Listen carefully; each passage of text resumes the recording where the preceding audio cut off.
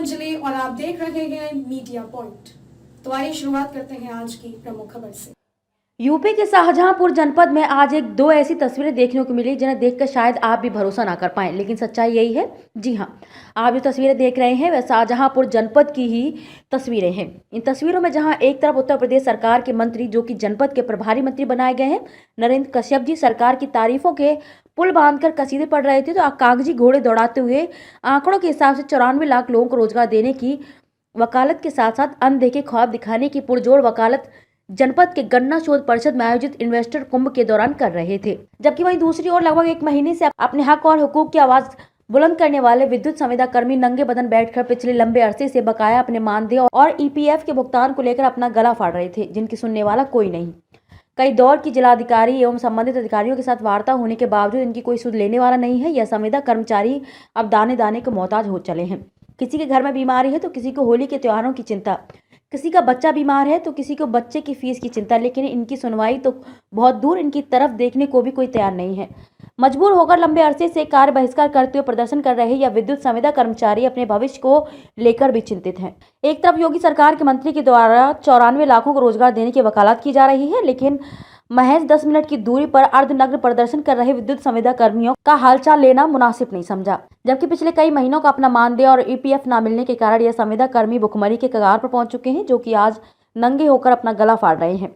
एक तरफ जिले के कमलवीर उपलब्धि पर सीना ठोक रहे थे, तो वहीं दूसरी ओर कई हफ्तों से अनशन कर रहे संविदा कर्मी अपनी छाती पीट रहे थे। एक तरफ जनता के पैसों से सर्वसाधन सुलभ थे, लंच भी था, डिनर भी था। हाँ, उजूर करने के लिए लंबी चौड़ी अधिकारियों और संगठन के पदाधिकारियों की फौज थी, तो वहीं दूसरी ओर अपनी कमाई के लिए भूखे प्यासे कई दिनों से बैठे ये संविदा कर्मचारी बस यही आस लगा रहे थे कि हमारी भी सुन लो सरकार, लेकिन पता नहीं कब सुनेंगे जनता के सेवक। 11वां नंबर है, 11वें नंबर पर शाहजहांपुर है और 11वां नंबर 75 जिलों में से होना ये बड़ी बात है। इससे भी बड़ी बात यह है कि ये पहली इन्वेस्टर समिट है जिसमें देश और दुनिया के लोगों ने उत्तर प्रदेश के सभी 75 जिलों में निवेश करने के प्रस्ताव दिए हैं।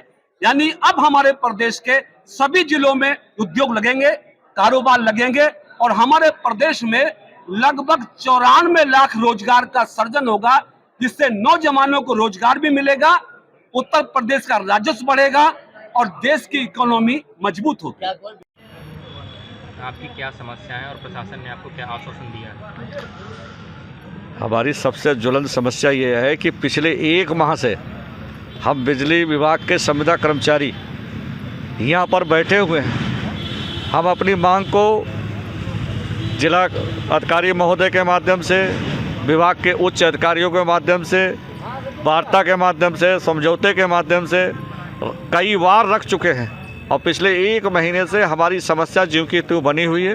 कोई भी शासन प्रशासन का अधिकारी हमारी समस्या के समाधान हेतु आज तक हमारे इस कार्य बहिष्कार में नहीं आया और जिन्होंने भी हमारे कार्य बहिष्कार को स्थगित कराने का प्रयास किया या समाप्त कराने का प्रयास किया, उन्होंने केवल वादा और समझौता और अनुशासन देकर हम लोगों को फिर पुनः छोड़ दिया।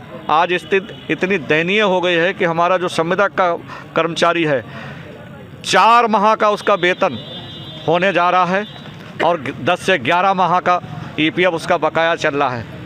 आज तक उसके खाते में नहीं डाला गया, ना ही कोई उस संबंध में गंभीरता से उस विषय को निपटाने की चाह रखता है, ना कुछ।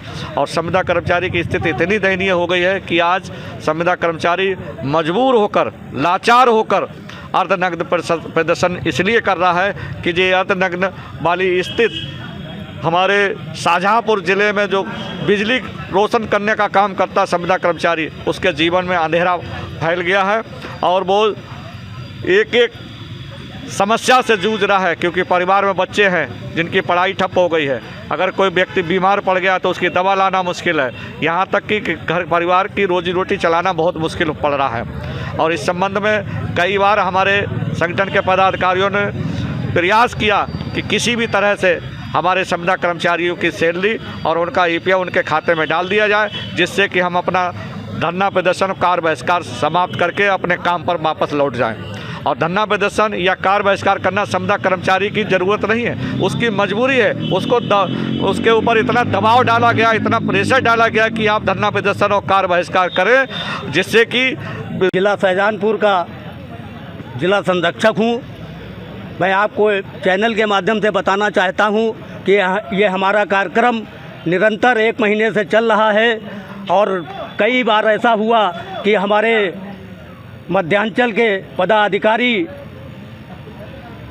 विभाग के और हमारे प्रशासन के अधिकारियों के बीच वार्ता भी करवाई गई।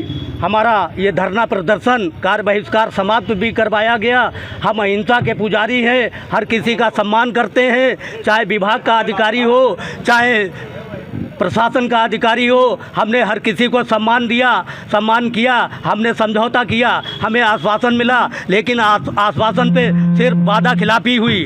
हमारे साथ में न्याय नहीं किया गया।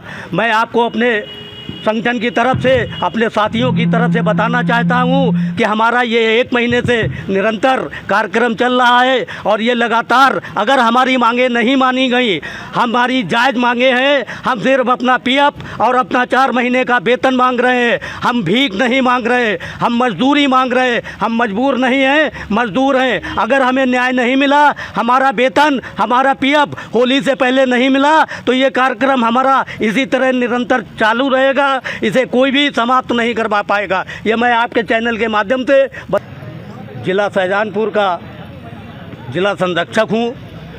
मैं आपको चैनल के माध्यम से बताना चाहता हूँ कि ये हमारा कार्यक्रम निरंतर 1 महीने से चल रहा है और कई बार ऐसा हुआ कि हमारे मध्यांचल के पदाधिकारी, विभाग के और हमारे प्रशासन के अधिकारियों के बीच वार्ता भी करवाई गई। हमारा ये धरना प्रदर्शन, कार बहिष्कार समाप्त भी करवाया गया।